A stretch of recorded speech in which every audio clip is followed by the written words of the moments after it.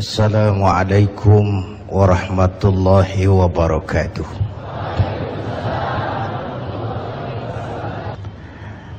Guru kita Habib Munzir Al-Musawwad dengan bijak sekali menjelaskan kepada kita bahwa gunung makhluk, air makhluk, bumi makhluk, angin makhluk.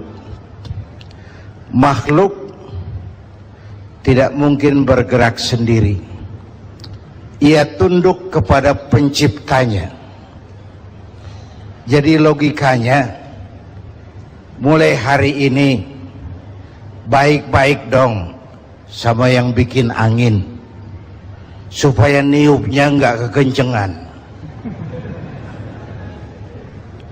Baik-baik dong sama yang bikin air, supaya datangnya sesuai kebutuhan kita. Baik-baik sama yang bikin gunung, supaya meletusnya pelan-pelan.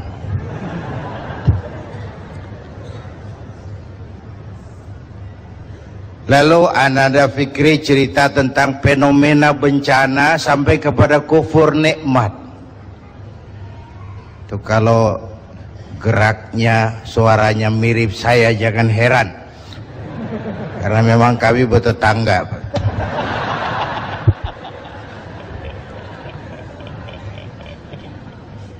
Hari ini saya tergelitik dengan tema Bung David tadi. Apa yang bisa kita korbankan untuk saudara-saudara kita yang setengah menjadi korban? Mundur dikit tentang korban. Sisi lain, Nabi Allah Ibrahim, nabi kaya. Beberapa nabi memang kaya tuh. Nabi Sulaiman, nabi kaya. Nabi kaya. Pernah beliau nyembelih hewan, onta 300 ekor, kambing 1000. Dagingnya habis dibagiin fakir miskin. Onta 300, kambing 1000. Belum pernah kita dengar konglomerat kita korban sapi 300, belum. Atau juga kurus.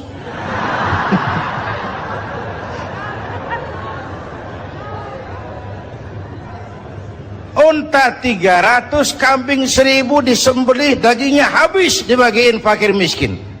Malaikat memuji, manusia kagum. Bukan main Ibrahim ini, kaya berani. Kalau miskin berani umum, kepepet. Kaya berani, sekali nyembelih hewan, onta 300, kambing 1000.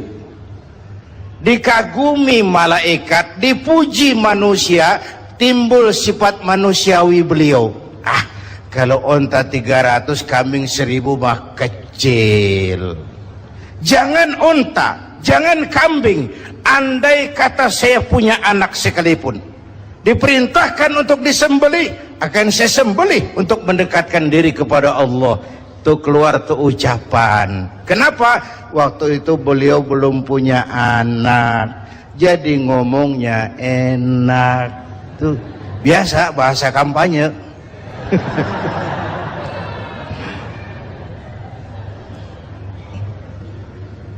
Saya mau potong ceritanya. Setelah punya anak bernama Ismail dari Siti Hajar, falamma balagha ma'ahu sa'ya, ketika Ismail sudah pandai usaha, sedang lucu-lucunya, anak sebiji mata wayang sedang lucu-lucunya, dalam tidurnya beliau melihat perintah turun, ya Ibrahim uffi binuzrika, Ibrahim bayar nazarmu. Nazar apa saya? Dulu ngomong apa, ingat enggak? Jangan unta, jangan kambing, anak pun akan saya sembelih. Laksanakan omonganmu, sembelih anakmu. Paginya dipikirin, ini semalam perintah Allah apa bisikan setan? Kalau bisikan setan jelas amat, kalau perintah Allah kebangetan amat. anak satu-satunya suruh potong, nenek-nenek kayak yang tuaan.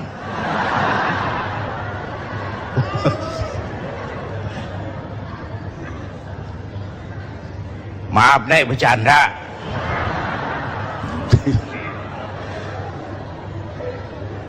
Tiga malam berturut-turut turun perintah itu, yakinlah Ibrahim ini perintah Allah. Pagi-pagi, Hajar, saya bang. Ismail sudah mandi? Sudah bang. Kasih pakaian yang bagus. Mau dibawa ke mana bang? Mau dibawa ke mana bang? Kondangan. Berangkatlah anak dan bapak, dilepas pandangan mata sang ibu. Saat itu iblis repot. Kapan dan dimanapun saja, kalau ada orang mau taat, ada orang mau ibadah, iblis repot. Gila ini, anak sendiri mau dipotong. Kalau orang tiap orang imannya begini, sepi neraka nih. Ini harus digagalkan, ini harus digagalkan ini. Iblis datang kepada Nabi Ibrahim. Ibrahim, mau kemana kamu? Ke Jabal Kurban, ke bukit. Mau ngapain? Nyembelih anak saya. Kenapa kau sembelih? Perintah Allah. Oh jangan, Allah mah sentimen sama ente. Dia nggak pengen ente punya keturunan, makanya disuruh potong. Jangan, jangan. Saya mah kasih tahu nih, kita kan CS. Ini kalau bahasa Qurannya, wa inni lakum minan nasihin. Saya kasih saran yang bagus. Jangan dilaksanakan. Ini perintah Allah, iblis. Gak ada urusan sama kamu. Minggir. Suami mantap, iblis mikir lagi. Lewat bininya nih kali ini, bisa digagalin. Biasanya kan perempuan lebih tinggi perasaannya dari pikirannya. Nih bisa nih digoda nih. Datang iblis kepada Siti Hajar. Hajar, kamu tahu mau dibawa ke mana anakmu sama suamimu? Gak tahu, katanya mau kondangan. Kamu dibohongin, mana ada orang kondangan bawa tambang sama pisau. Anakmu mau disembelih. Lah kok tegel-tegel itu? Kok sampai hati nyembelih anaknya sendiri? Katanya perintah Tuhannya Allah. Perintah Allah, perintah Allah. Iblis, kalau memang ini perintah Allah, jangankan cuma anakku Ismail, aku ibunya mau ikut disembelih. Gak ada urusan sama kamu. Minggir. Kata iblisnya lebih gila dari lakinya nih. Malah mau ikut minta dipotong sekalian. Dikira perempuan imannya lemah, malah mantep. Suami mantap, istri mantap, tinggal satu harapannya, lewat Ismail kecil nih. Namanya juga ABG nih, anak baru gede nih, gampang nih urusan nih. Datang iblis kepada Ismail. Ismail,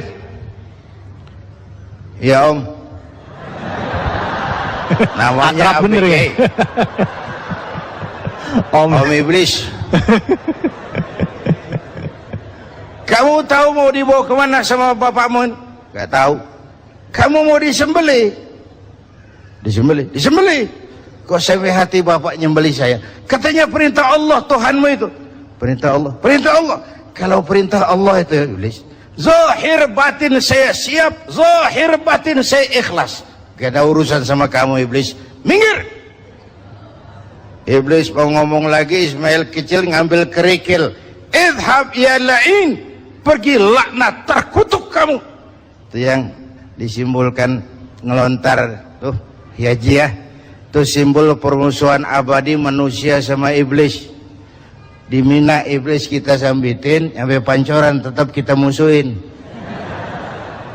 Ini kan jamaah haji kita disuruh doang gembes banget ngelontarnya. Bismillahirrahmanirrahim, Allahu Akbar, joger. Gak ada kerikil, sendal, duar. Ngelontar setan. Selesai haji, selesai pulang ke tanah air, pulang sampai di Jakarta ditemenin lagi setan. Tuh setan nyengir dong, lu kemarin nyambitin gua bohong-bohongan lo. Sekarang berteman lagi. Simbol permusuhan abadi manusia dengan iblis. Perintah dilaksanakan, Ismail diganti seekor kambing kibas, dan baru karunia lagi seorang putra yang bernama Ishak. Artinya apa? Nggak pernah rugi orang yang mau berkorban. Bapak Ibu dan pemirsa TV One yang saya hormati, pada waktu di Cangkringan bertepatan dengan Sumpah Pemuda, saya katakan bahwa kalau kita satu nusa, kalau kita satu bangsa, kalau kita satu bahasa, maka deritamu adalah deritaku, kesedihanmu adalah kesedihanku, air matamu adalah air mataku. Lalu apa yang bisa kita korbankan untuk saudara-saudara kita yang tengah menjadi korban? Pertama, saya bangga, saya bersyukur Bapak Presiden memilih berkantor di salah satu ruangan di Magelang, di kaki Gunung Merapi. Sosok dari pemimpin yang ingin dekat dengan rakyat bagaimanapun keadaan yang tengah dihadapi oleh rakyat. Ini mengingatkan ke saya waktu terjadi peristiwa hijrah di Mekah, diteror di Mekah, difitnah di Mekah, dimusuhi. Sahabat pada usul, kenapa enggak hijrah saja ya Rasul? Sabar, belum ada komando. Ketika perintah hijrah turun, sahabat dikumpulin, Nabi pidato, tuan-tuan, labbaika ya Rasul, perintah hijrah sudah datang, lalu berangkatlah kalian lebih dulu ke Madinah. Tuan, kapan ya Rasul? Belakangan. Kenapa belakangan? Kan enakan bareng. Kalian tahu yang dikejar-kejar saya, target nomor 1 saya, yang mau dihabisi saya. Kalau kita hijrah bareng-bareng, kita diuber terus. Tapi kalau kamu lebih dulu berangkat hijrah, kamu akan sampai dengan selamat di Madinah insya Allah. Karena saya yang mereka kejar, saya yang mereka ancam, saya yang mereka mau bunuh, tetap bertahan di Mekah. Mekah bahaya, berangkatlah kamu selamatkan dirimu, biar saya di Mekah menghadang bahaya. Inilah pemimpin. Nggak mentang-mentang turun perintah hijrah terus ngepak koper, udah ya gue duluan ya. Enggak, keselamatan umat diutamakan, kemaslahatan umat diutamakan. Jadi kalau presiden saja sudah berkantor di kaki Gunung Merapi menggembirakan buat rakyat, mestinya menteri-menteri yang berkaitan juga mikir, Menko Kesra, Mensos, kalau begitu saya mesti berkantor di tempat pengungsian, deketan lagi. Menerima sinyal, jangan boyong-boyong doang, ada empati. Man a'ana mujahidan faqad jahada. Siapa yang membantu orang yang sedang berjuang, pada hakikatnya dia juga sudah ikut berjuang. Bapak Ibu hadirin dan pemirsa TV One yang saya hormati, wallahu fi aunil abdi madama al-abdu fi auni akhi. Allah akan selalu menolong seorang hamba selama hamba itu masih mau menolong saudaranya. Dulu ada pepatah, a friend in need is a friend indeed. Itu bahasa Jawanya begitu. A friend in need is a friend indeed. Teman sejati kelihatan waktu kita perlu. Teman sejati kelihatan waktu kita perlu. Begitulah rakyat ini.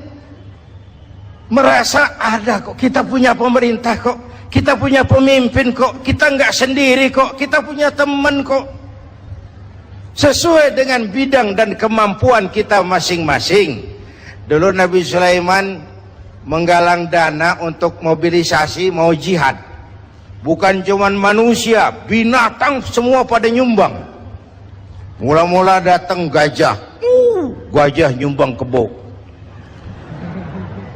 Datang kerbau, kerbau nyumbang ayam, nyumbang kambing. Datang kambing, kambing nyumbang ayam. Datang ayam, ayam nyumbang burung. Datang burung, burung nyumbang belalang. Datang belalang, belalang nyumbang semut. Gajah yang nyumbang kerbau ngeledek. Belalang, kecil amat sumbangan lu semut. Liatin gue nyumbang kebo, kata gajah. Nabi Sulaiman senyum. Beliau bilang, al-hadiyatu biqadril muhdi. Jangan sombong ya. Sama gajah ngomongnya waktu itu. Jangan sombong ya. Biar kamu nyumbangnya kebo, itu belalang nyumbang burung. Pemberian mah sesuai kemampuan orang yang memberi. Kalau gajah nyumbang kerbau, pantas gajah gede sumbangannya gede. Belalang nyumbang semut, wajar belalang kecil sumbangannya kecil. Ini yang sering terjadi, datang gajah nyumbang semut. Tahu masjid lagi direnovasi, mobilnya banyak, rumahnya gede, datang panitia masjid 1000.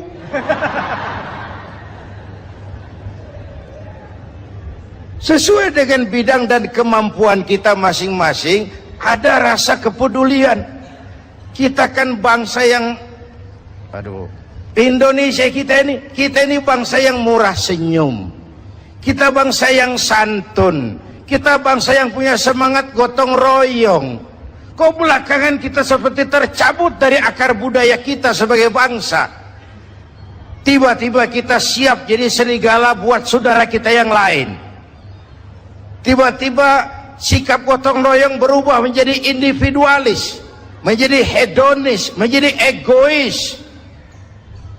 Kemana itu kita yang santun? Kemana itu kita yang murah senyum? Kemana kita yang sifatnya gotong royong itu? Tercerabut dari akar budaya kita sebagai bangsa. Ini menyedihkan dan ini memalukan. Saatnya, kan kata guru saya dulu, bencana itu 3 macam.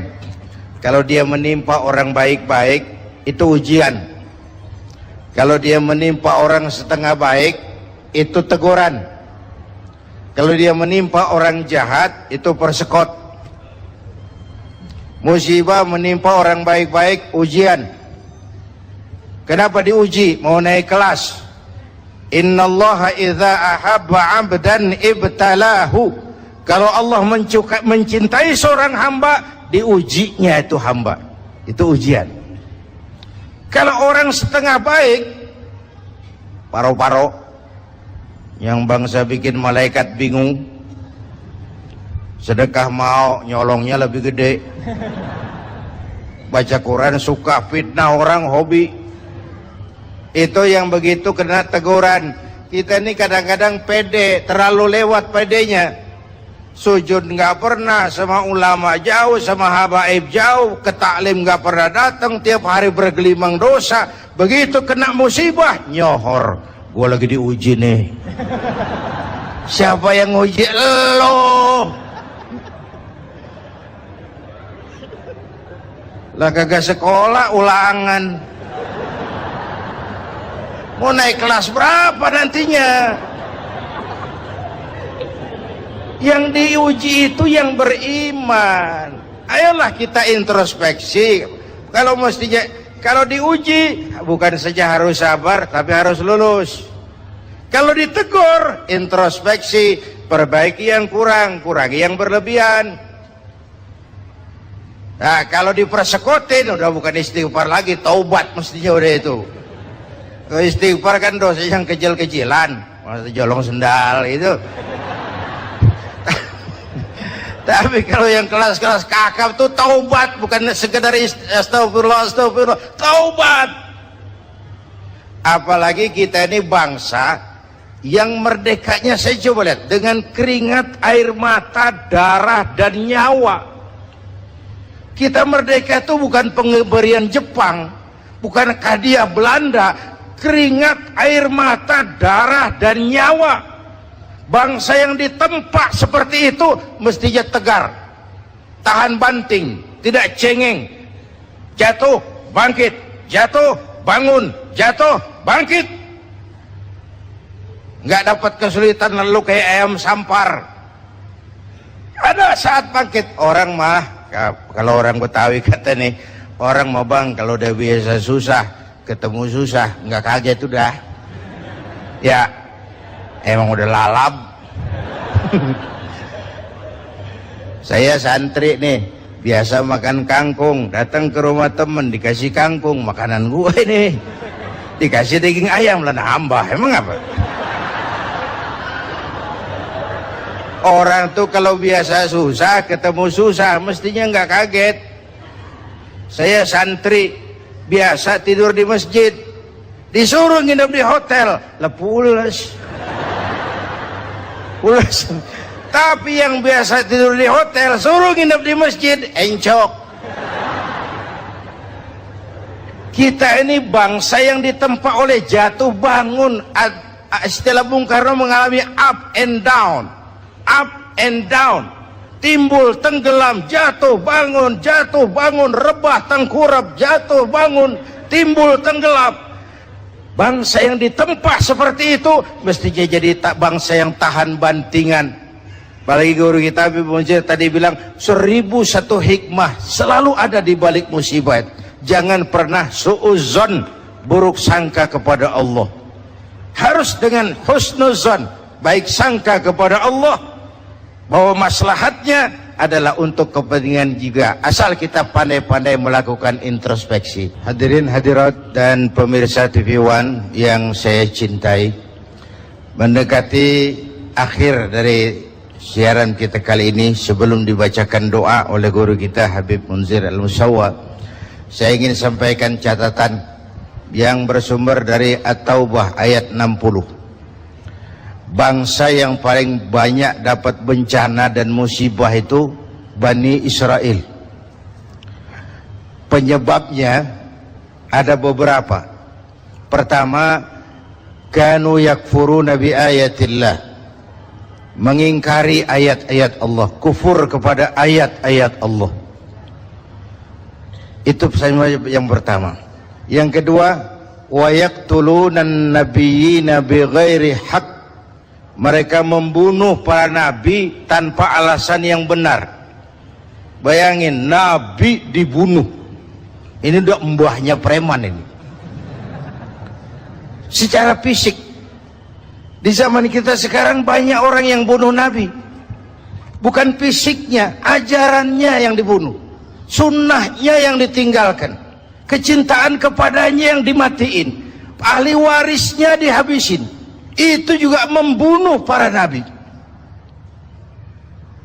Hadirin yang saya hormati, maka kita bersyukur dengan adanya majelis Rasulullah ini menjadi benteng kita menjaga apa yang ditinggalkan baginda Rasulullah.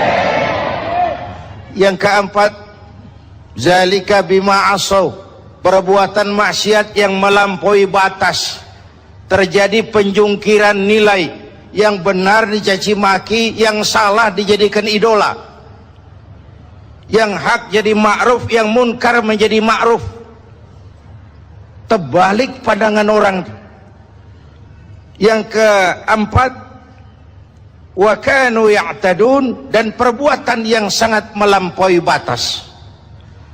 Kalau maksiat terlalu banyak, Allah murka. Kalau Allah murka, bencana turun. Kalau turun bencana, nggak cuma orang zalim yang kena. Coba lihat Aceh, Serambi, Mekah, banyak saudara-saudara kita yang rajin sujud di sana, dihantam tsunami. Padang, negeri di mana adat basandi, sara basandi kitabullah, ribuan masjid terbangun, dihantam gempa, luluh lantak. Bencana kalau datang nggak pernah milih. Iya, kalau kita makan nangka kena getahnya, itu si resiko. Nggak makan nangka kena getahnya, itu sial dangkalan namanya. Tahu sial dangkalan? Jatuh ke sumur ketiban ember, nah itu sial dangkalan namanya. Jatuhnya udah sakit, tambah ketiban ember lagi. Bencana kalau datang nggak pernah milih. Enak kalau gempanya ngasih tahu, Kiai mohon minggir ya, mau gempa ini. Sopan bener itu gempa. Bencana kalau datang, wattaqu fitnatan la tusibanna allazina zalamu minkum khassah. Takutlah bencana yang kalau turun tidak hanya menimpa orang yang zalim di antara kamu, yang baik-baik akan terkena juga bagiannya. Oleh karena itu, semoga banyaknya bencana di negeri kita ini memberikan semangat introspeksi buat kita semua. Ayo kita perbaiki yang kurang, ayo kita kurangi yang memang berlebihan. Yang tadinya jauh, ayo kita mendekat kepada Allah, supaya dengan demikian makhluk-makhluk yang diciptakan Allah semuanya tunduk kepada perintah Allah. Setiap ibadah dalam agama kita mempunyai tekanan yang berbeda, stressing yang tidak sama. Ada ibadah itu disebut ibadah qalbiyah, ibadah hati. Anggota badan sekalipun tidak banyak ikut berperan. Orangnya bisa saja duduk di meja, sedang berada di kantor menghadapi tamu, tapi di hatinya Allah, Allah, Allah. Itu ibadah hati namanya. Dia bisa berdiri di tepi pantai, melihat lautan luas terhampar membiru. Bukan main lautan ini. Kalau laut saja begini hebat, apalagi yang bikin laut. Wisata seperti itu berpahala. Karena dia tidak mengagumi laut, dia mengagumi yang bikin itu laut. Dia melihat gunung tinggi menjulang ke angkasa, bukan main gunung. Kalau gunung saja begini hebat, apalagi yang bikin itu gunung. Dia tidak memuja dan memuji gunung, dia puja, dia puji yang bikin itu gunung. Wisata rohani namanya, berpahala. Ini ibadah qalbiyah, ibadah hati. Zikir khafi, zikir yang tersembunyi. Tangannya nulis, ngadepi tamu, tapi hatinya subhanallah, alhamdulillah, wa la ilaha illallah, wallahu akbar. Zikir khafi, zikir yang tersembunyi, ibadah hati. Ada pula ibadah qalbiyah badaniyah. Selain hati, anggota badan. Harta tidak terlalu berperan, tidak terlalu berperan. Misalnya puasa yang sedang kita kerjakan ini, asal hati berniat, badan mampu mengerjakan, ibadah itu sudah bisa terlaksana. Sholat, walaupun pakai ada unsur harta, tapi kan tidak seberapa. Sarung, penekanannya tetap hati dan badan. Ada pula ibadah itu disebut qalbiyah, badaniyah, maliyah. Hati, badan, harta. Semua komponen. Ini seperti ibadah haji misalnya.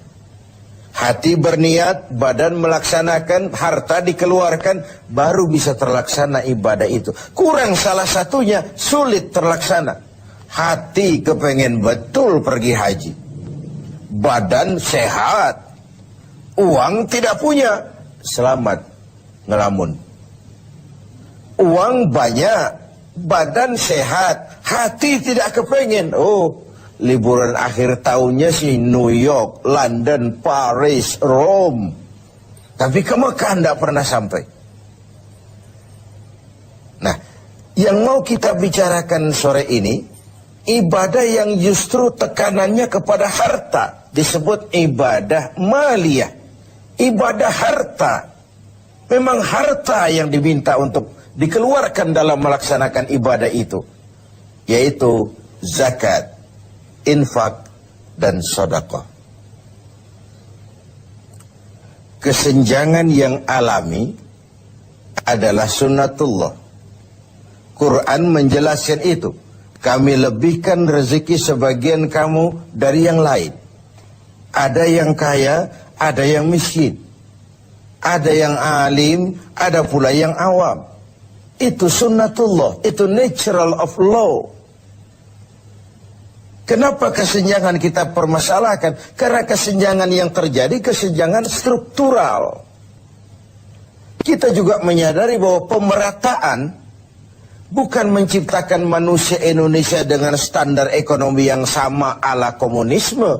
rumahnya sama semua, semua punya mobil, semua gajinya sekian. Tidak. Allah melebihkan rezeki sebagian kamu dari yang lain. Bukan persamaan model komunisme. Kesenjangan adalah sunnatullah. Allah lebihkan rezeki sebagian kamu dari yang lain. Pemerataan yang kita harapkan adalah terciptanya peluang dan kesempatan. Artinya kalau yang kaya bisa semakin kaya, kenapa yang miskin tidak bisa ikut naik jadi sedikit-sedikit lebih maju? Yang sudah maju lebih maju lagi. Terbuka peluang untuk kesempatan adanya. Nah, untuk itu Islam memberikan tuntunan. Di dalam hartamu itu, walaupun dia hasil keringatmu, pergi pagi pulang sore, peras keringat, banting tulang, bekerja dengan segala kemampuan yang ada, di dalam hartamu itu, di sana ada hak yang lain.